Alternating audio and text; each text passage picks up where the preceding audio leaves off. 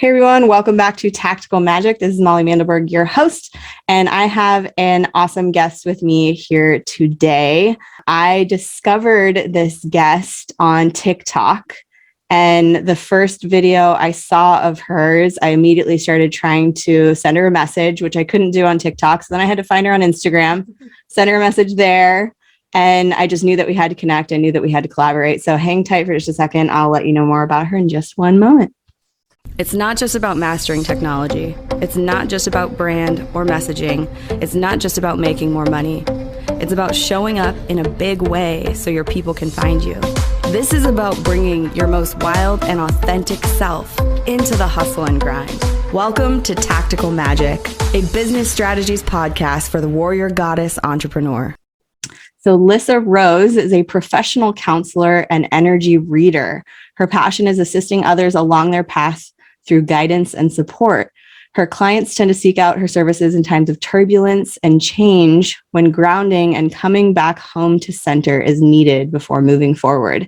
She is a brilliant channel, a human design guide, like she said, professional counselor and energy reader. And her content is just so energetically spot on in my interesting point of view that I had to get her on my show. And we've even started collaborating and working together in different ways. So welcome to the show, Lissa. Hello. Thank you. That was quite the introduction. Yeah, I'm so happy to have you here. So before we dig into all the things, will you just tell people a little bit about you and how you became the entrepreneur that you are now? Because I know there's a lot of people starting out their journey on that path. Yeah, absolutely. This was actually something I never thought was for me. I always really appreciated getting a paycheck from somebody else. And I always thought to myself internally, wow, I don't know how people work for themselves. So this was never a path that I wanted to be on.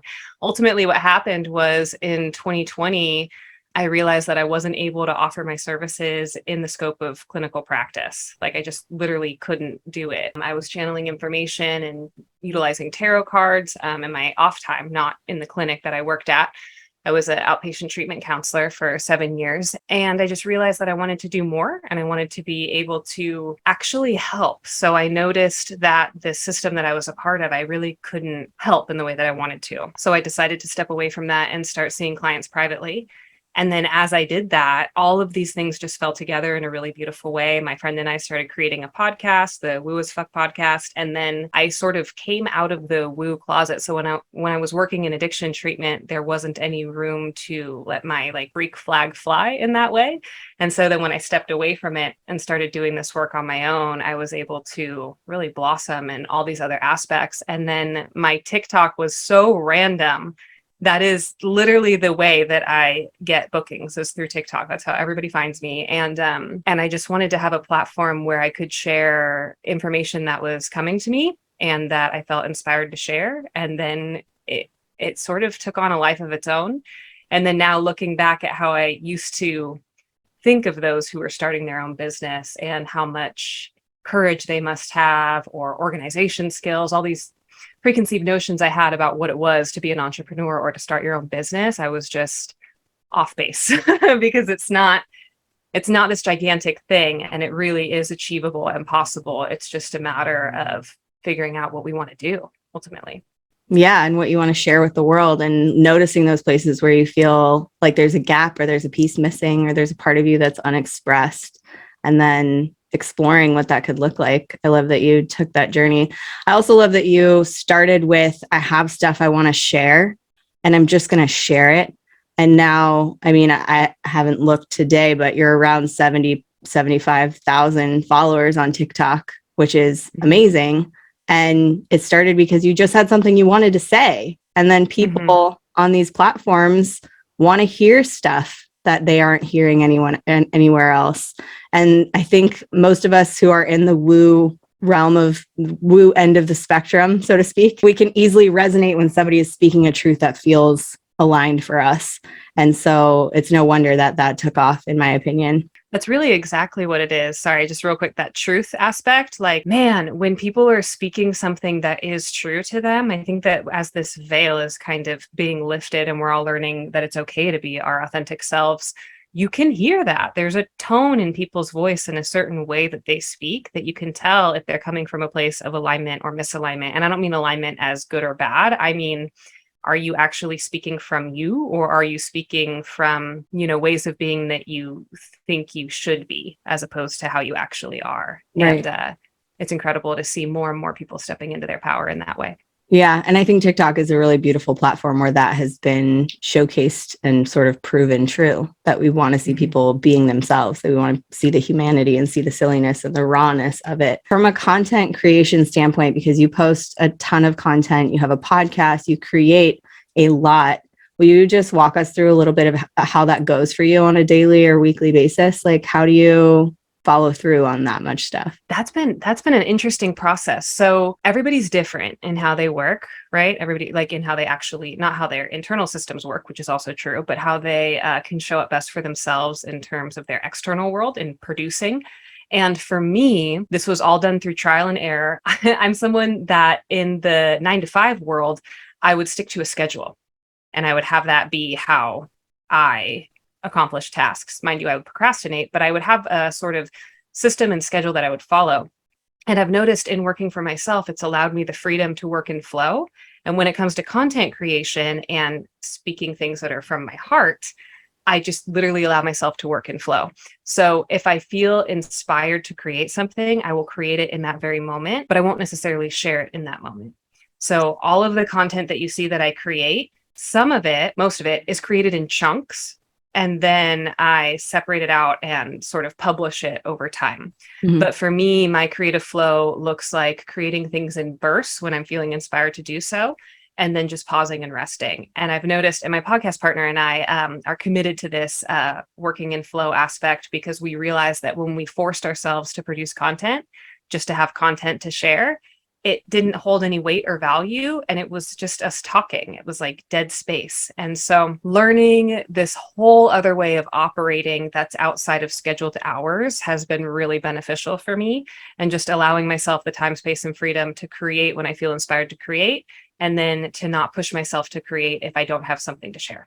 Yeah, absolutely. And that part where you're actually inspired and you allow yourself to follow through and create, then that's the key that I think a lot of people are missing. And sometimes it's hard to notice where that inspiration is if we've been forcing ourselves to create on a regular, consistent basis, that it's almost like that burst of insight or inspiration doesn't come as easily. And when you're coming from the pause, from allowing yourself to be in a receptive, receiving, open place, waiting for that next idea or insight to come to you, it's more easy to notice that it's there and act on it, I think. So the pause is super important. I was just talking about that on somebody else's podcast earlier today. The pause is so important. We actually, my podcast partner, Megan, and I, we're just now starting to create content again. I think we're actually going to be recording on Friday, but we have taken, at this point, it's a 2-month long pause.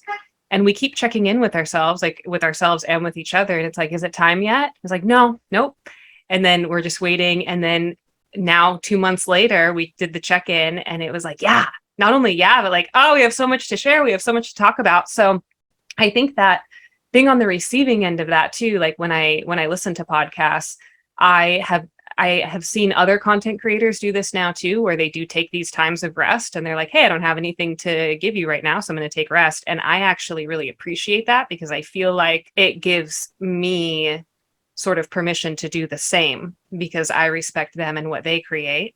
And I see them do that, and I go, oh, okay, I guess that's an okay thing to do, because I recognize I'm not losing interest in them, and I'm still checking in to see if they're posting anything when they do post. But yeah, that pause is so necessary. Yeah, it really brings new life in. So I want to flip over to the woo end of the spectrum now and talk about, well, let's start with just channeling itself. How did you get into it? How did you start to listen to it and trust it and be willing to share that guidance that comes through you? Yeah, that's a really good question. I have been thinking about this myself. There's not any one specific moment in time.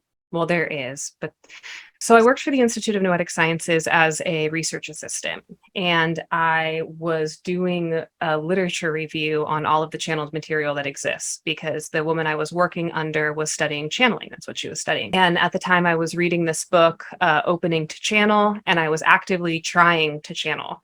And nothing was happening. And I'm like, how do people do this? Like, I don't understand. It doesn't make any sense to me. Like, I would sit there, and I had a really strong meditation practice. We're talking like multiple hours a day. I would sit and meditate and just wait. I'm like, like, when's this going to happen? Mind you, at the time, the actual life that I was living, my day-to-day life, was one of a lot of emotional repression, not feeling my feelings, and forcing myself to do things I felt like I needed to do. And the only thing that I was really doing that I felt in alignment with was actually that research job, because I was inspired by that. So in 2020, I did this radical flip, like so many of us did, and I stopped doing what I was doing for work, and I traveled. I traveled quite a bit. I went like 5,000 miles across the desert in a van, and I was alone in nature, and I started journaling. I've always journaled, but in journaling, I noticed that I could ask questions and answers would just come through. And the answers weren't my answers. It comes from a place that's a whisper, and that whisper was always there, but the noise around me was so loud I just couldn't hear it. And what I actually realized was the way that I learned how to channel wasn't through learning how to channel. It was through aligning my life in a way where I was actually being me. And because a natural ability that I have is channeling, of course, it makes sense that I would be drawn and interested to that. Like, I've been listening to Abraham Hicks my whole life, basically, for the last 20 years. And I just knew about channeling, knew what it was always interested.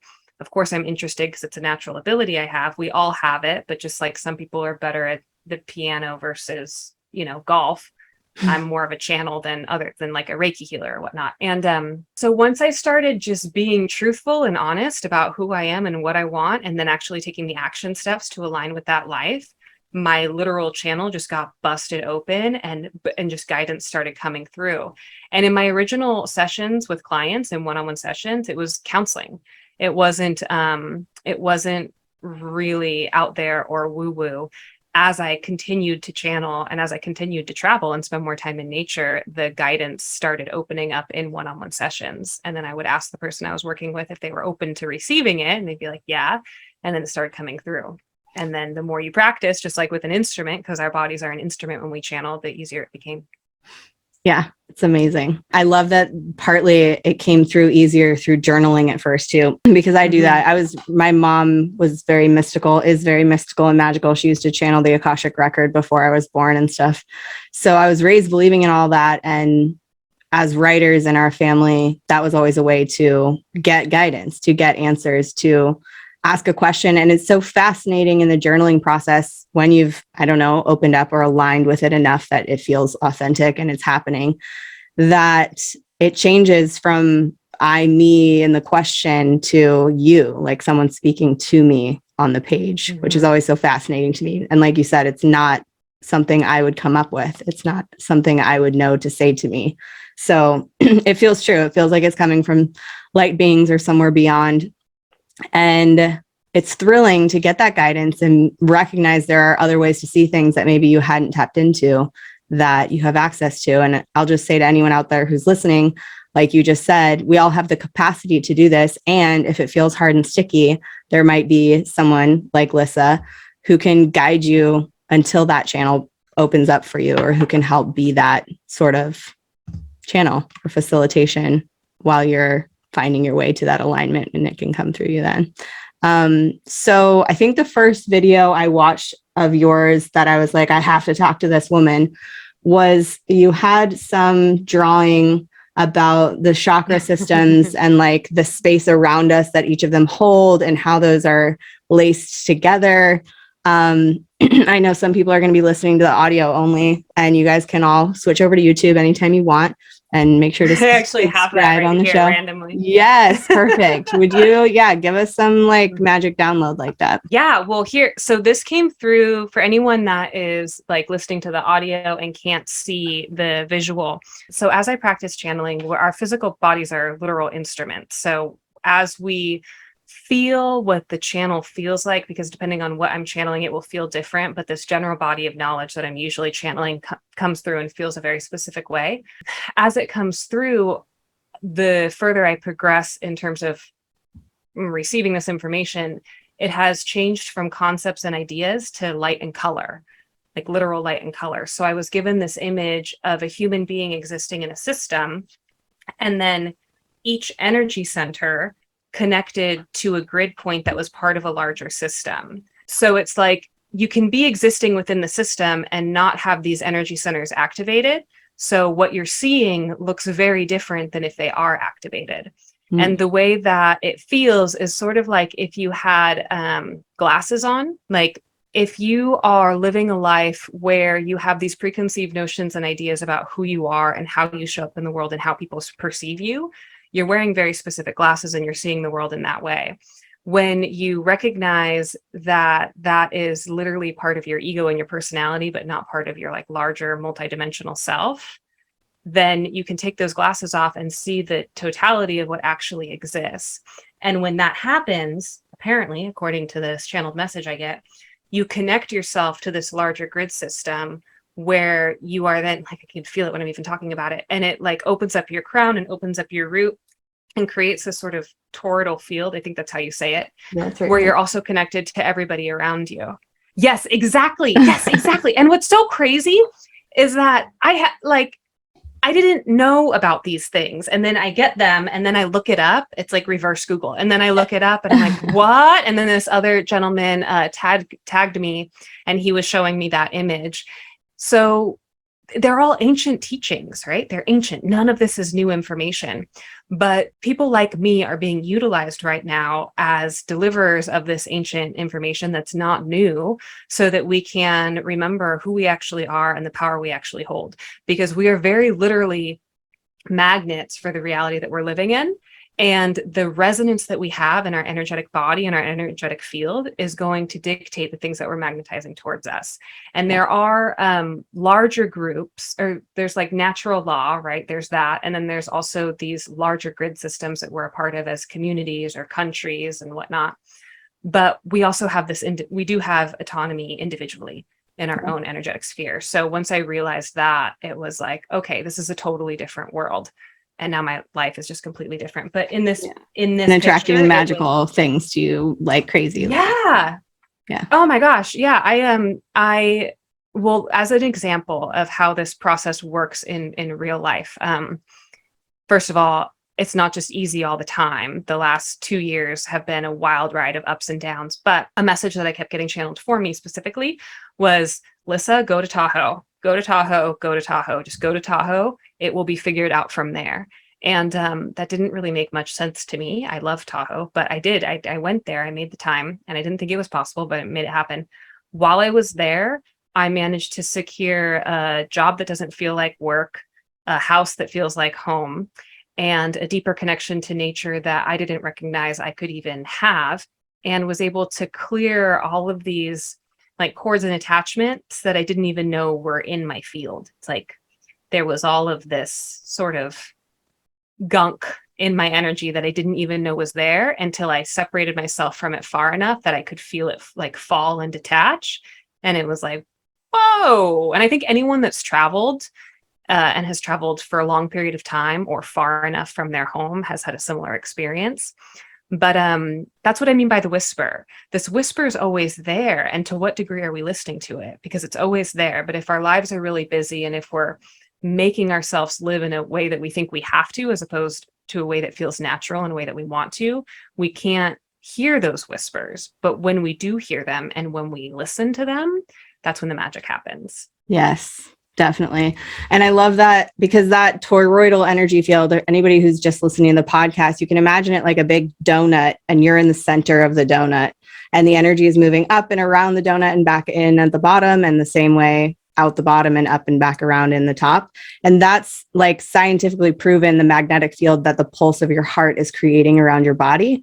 And there's so much like scientific evidence and proof around it. And the normal, example that you can imagine is if somebody sits next to you, whether you know them or not, if they're in a foul mood, you can feel that they're in a foul mood. You don't even have to look at them. They don't have to say anything. And if somebody sits down next to you and they're just absolutely elated and joyful, you can feel it.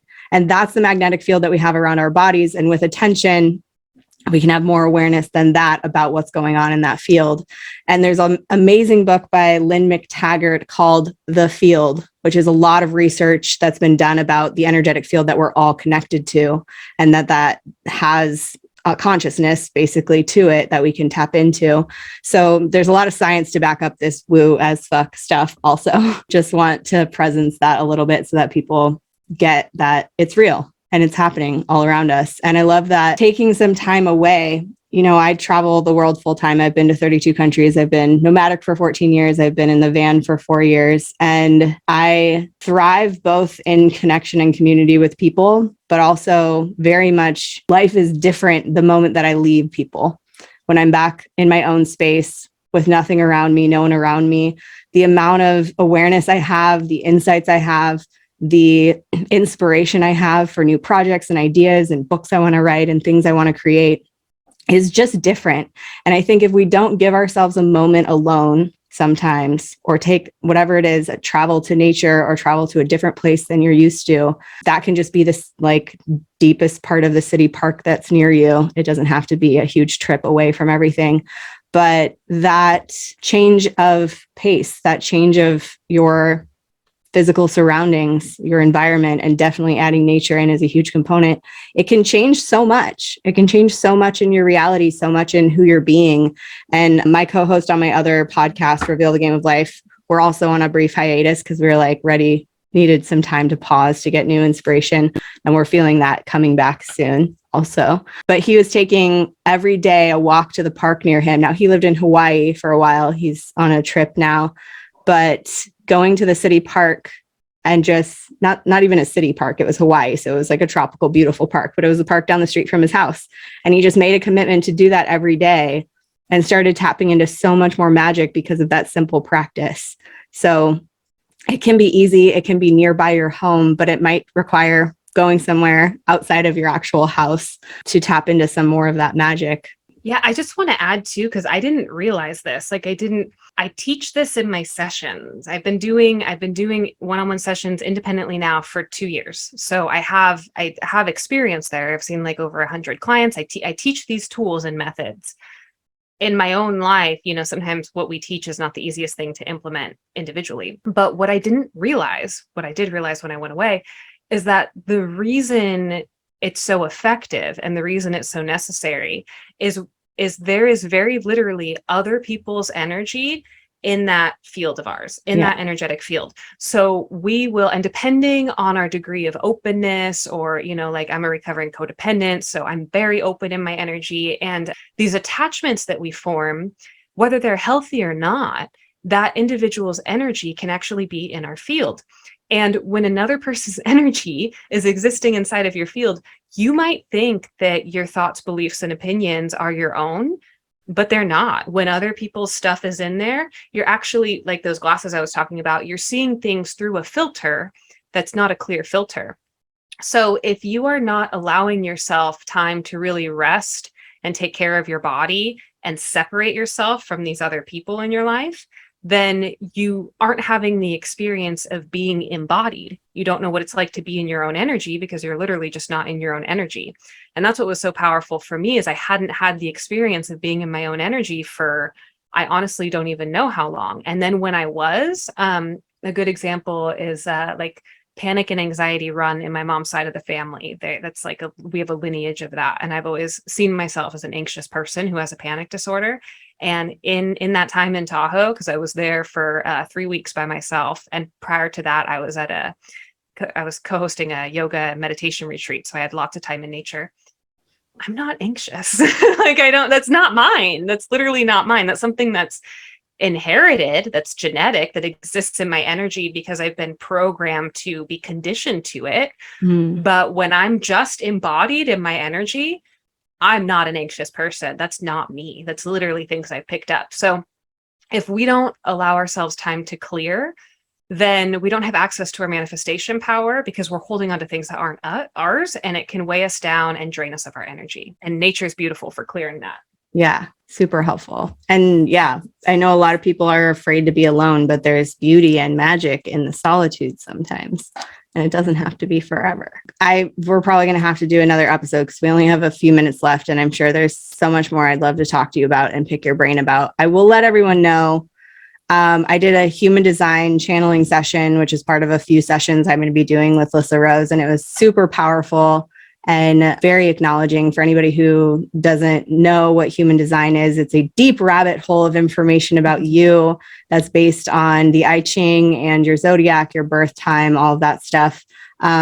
Every time I've dug into human design, I feel so seen and so sort of just like informed about what my perfect and right and divine personal path really is and how to sync back up to that. And the session I had with you was beautiful and amazing and did a lot of that for me too. And we were talking about putting some sessions together, doing Lissa Rose's human design channeling session for entrepreneurs and for your path as a creator or as a professional, finding your sort of right path forward and mixing that with one of my business mapping sessions where I help people take all those ideas and then put them into an actual action plan that you can implement. That's going to be TBA. We'll let you know if that becomes available once we finally put that together. But what are the best places for people to connect with you? What's your TikTok? Where should people be following you? And then, yeah, we'll of course put all the links in the show notes as well. Yeah, my handle for everything, which is hilarious because at the time it was a joke and now it's just become a thing. But my handle is all things woo. So literally all_things woo. My direct messages on TikTok are turned off. If anyone ever receives a message from me on there, it's not me. Instagram handle is the same, all things woo. And my website is allthingswoo.space, not .com, but .space. And that is where you can book with me. And then I produce content regularly. Oh, and then also YouTube, same, all things woo. YouTube, I'm doing collective readings over there now. And then I also have a Patreon where I do weekly collective readings, channelings, updates, all of that. And that is Lissa Rose, All Things Woo on Patreon. Awesome. So on Patreon. Yeah. And then the podcast is called Woo as Fuck. And Woo is WOO, just so everybody knows. Mm-hmm. And awesome. We'll be creating more content starting up this Friday. So yay. Can't wait for that. So you've shared a lot of magic already, but I always like to ask this question at the end of my podcast episodes. Are there less words of wisdom you want to share with people today? Words of wisdom, I would say every day, if you can, at the bare minimum, allow yourself 2 minutes of time and space to release what's not yours, to reclaim what is yours, and to ground yourself in and down, and be open to any guidance and assistance that wants to come through. In and down. I like that. Yeah. And being open to guidance and assistance can be as simple as, where should I go today? Like asking questions of the universe, like what adventures can my body and I be having today? Universe, show me the way, show me the direction I should move in. I think overall, I mean, I won't make any broad generalizations about our culture or the people in it, but we could do great things if we ask more questions, and those questions don't have to be of another person. They can be of the universe and the beings around us that are here to help us and support us too. And there are many of them. Yes. Yeah. Yeah, you always have access. Awesome. So definitely work with Lissa. Highly recommend it. And I just feel really light and tuned in just from having this conversation, which is usually how I feel after meeting with you. So thank you so much for being on the show today. Thank you. I appreciate you. Yeah. And thanks everybody out there for listening. We'll put those links in the show notes for you. And whatever happens, keep asking big questions and taking bold action because you are here for a reason.